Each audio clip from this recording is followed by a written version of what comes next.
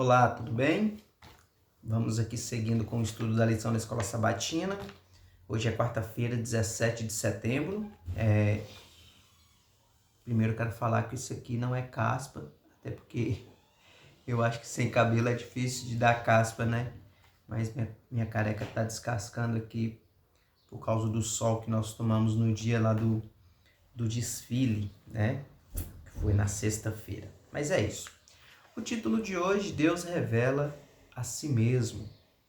Tem aqui a leitura da lição, que vai do capítulo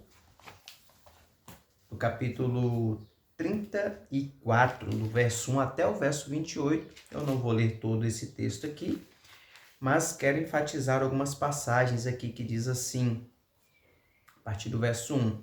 Então disse o Senhor a Moisés: lavra 2 tábuas de pedra, como as primeiras, e eu escreverei nelas as mesmas palavras que estavam nas primeiras tábuas que quebraste. E prepara-te para amanhã, para que subas pela manhã ao monte Sinai, e ali te apresentes a mim no cimo do monte. Ninguém suba contigo, ninguém apareça em todo o monte, nem ainda ovelhas nem gado se apacentem defronte dele. Lavrou, pois, Moisés 2 tábuas de pedra, como as primeiras, e, levantando-se pela manhã de madrugada, subiu ao monte Sinai, como o Senhor lhe ordenara, levando nas mãos as tábuas de pedra.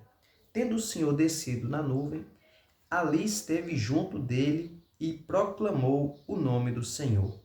E passando o Senhor por diante dele, clamou: Senhor, Senhor, Deus compassivo, clemente e longânimo, e grande em misericórdia e fidelidade, que guarda a misericórdia em 1000 gerações, que perdoa a iniquidade, a transgressão e o pecado, ainda que não inocente o culpado, e visita a iniquidade dos pais nos filhos e nos filhos dos filhos até a 3ª e 4ª geração.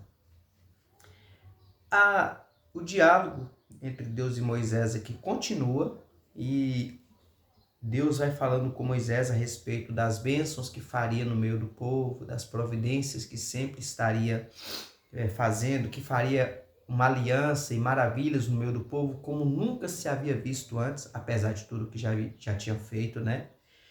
E dá muitas orientações, como quando chegar nas terras ali daquelas outras pessoas que não fizessem o que eles tinham costume de fazer, adorar outros deuses, fazer imagens de fundição, não se misturar com eles por meio de casamento, não permitir que os filhos se casassem com os filhos deles para que não se corrompessem. E depois de toda a orientação, aqui a partir do verso 27, diz assim: disse mais o Senhor a Moisés: escreve estas palavras, porque segundo o teor destas palavras fiz aliança contigo e com Israel. E ali esteve com o Senhor 40 dias e 40 noites. Não comeu pão nem bebeu água, e escreveu nas tábuas as palavras da aliança, as 10 palavras. Reforçando que quem escreveu os mandamentos novamente foi Deus. Isso que Deus pede para Moisés escrever aqui foram as orientações para que o povo pudesse seguir as outras orientações referentes aos costumes dos povos, a aliança que havia de fazer com eles, né? Aqui no comentário da lição diz assim, que essa já havia sido a 7ª vez que Moisés subia ao monte para falar com o Senhor, né? E nesse dia, logo pela manhã, ele levanta e se prepara, faz as tábuas de pedra ali, porque as primeiras ele havia quebrado quando desceu do monte da outra vez e viu o povo adorando o bezerro de ouro ali. Então ele quebrou aquelas tábuas dos mandamentos, e agora Deus pede para ele fazer novas tábuas, ele faz e leva para que Deus pudesse escrever de novo as mesmas palavras que estavam nas primeiras tábuas que foram quebradas. E aqui no comentário diz: quando Moisés recebeu a explicação excepcional, sem precedentes e inigualável do nome de Deus, ele se encontrou e adorou, ele se prostrou, e adorou o Senhor. Quando obtemos vislumbre do amor, graça, misericórdia, compaixão, bondade, fidelidade, perdão, santidade e justiça de Deus, também somos atraídos por ele. É somente quando vemos e admiramos suas qualidades excepcionais que começamos a amá-lo, um amor que leva ao desejo de servi-lo e obedecer-lhe. Porque ele nos ama, nós o amamos em resposta ao seu amor. Essa passagem está aqui enfatizada, quando fala-se a respeito da explicação do nome de Deus, está enfatizada aqui nos versos 6 e 7, que diz assim, vou ler novamente. E passando o Senhor por diante dele, clamou, Senhor, Senhor, Deus compassivo, clemente e longânimo, e grande em misericórdia e fidelidade, que guarda a misericórdia em 1000 gerações, que perdoa a iniquidade, a transgressão e o pecado, ainda que não inocente o culpado, e visita a iniquidade dos pais nos filhos e nos filhos dos filhos, até a 3ª e 4ª geração. No estudo de ontem, nós vimos que Moisés pede para ver a glória de Deus, e Deus responde que iria mostrar para Moisés toda a sua bondade. Então aqui, no momento em que Deus passa diante de Moisés, ele clama, Senhor, Senhor, Deus compassivo, longânimo, cheio de amor e misericórdia. Eu fico imaginando a sensação que Moisés teve ali no momento em que viu aquele ser todo-poderoso e cheio de amor e de bondade e misericórdia. Né? Como eu já disse nas lições anteriores, quando a gente fala de ver Deus, de sentir, de ver a presença de Deus, muitas vezes assim, a gente só imagina o poder dele, assim, luz forte, energia e tal. Só que Deus enfatiza aqui é a sua bondade e o seu amor. E quando nós passamos a conhecer de fato esse Deus maravilhoso, que nos amou e deu a vida por nós, é que nós temos o desejo de amar a Ele e de viver conforme a vontade dEle. A gente tem que tirar um pouco essa questão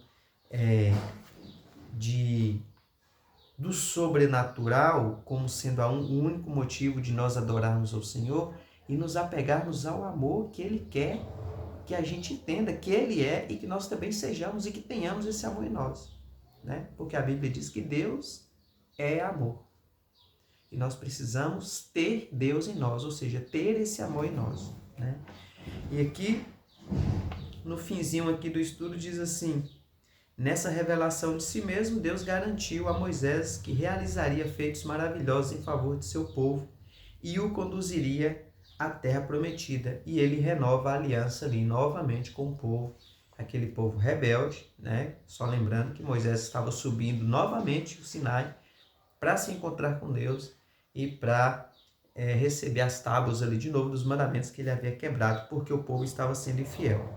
Contudo, os israelitas precisavam obedecer a Deus e seguir 10 condições bastante claras para garantir sua prosperidade. Então Deus pediu a Moisés que escrevesse o conteúdo daquela aliança que já havia sido violada. Né? Bom, nós conhecemos um pouco mais da história desse povo que era abençoado sempre por Deus, mas em contrapartida era sempre rebelde. Mas ainda assim, Deus, que é um Deus amoroso e compassivo, sempre estava disposto a obedecer, a abençoar o povo, a guiar o povo nos caminhos dele, né? E ainda que, assim como diz a palavra do Senhor, ainda que não inocenta o culpado, né? Só um momento. Não sei se vocês ouviram, mas minha menina chegou da escola e sempre que ela chega, ela tem a cantoria típica dela ali com o seu Otílio, que mora com a gente aqui. Mas é isso. Então que nós tenhamos aí essa concepção, essa percepção do amor de Deus por nós. E mais uma vez a gente possa escolher viver esse amor e que Ele possa preencher o nosso coração. Tá bom? Vamos orar? Senhor, nosso Deus e Pai, muito obrigado, Senhor, porque sabemos que o Senhor é o Deus de amor e de bondade, misericórdia. E é por esta misericórdia, por esse amor que nós ainda temos a condição, a oportunidade de estarmos aqui para estudarmos a Tua Palavra, aprendermos mais de Ti e também nos entregarmos mais ao Senhor. Perdoa, Senhor Deus, os nossos pecados. Conduza-nos nos Teus caminhos. E a despeito e apesar das nossas rebeldias, te pedimos perdão e confiamos em Ti para que possamos ser sempre capacitados, preparados, aprimorados pelo Senhor, para quando o Senhor voltar, nós estejamos todos felizes, alegres ao vermos o Senhor nas nuvens dos céus. Dá-nos um dia abençoado na tua presença. Oramos em nome de Jesus. Amém. Então é isso. Fique com Deus e até o nosso próximo estudo.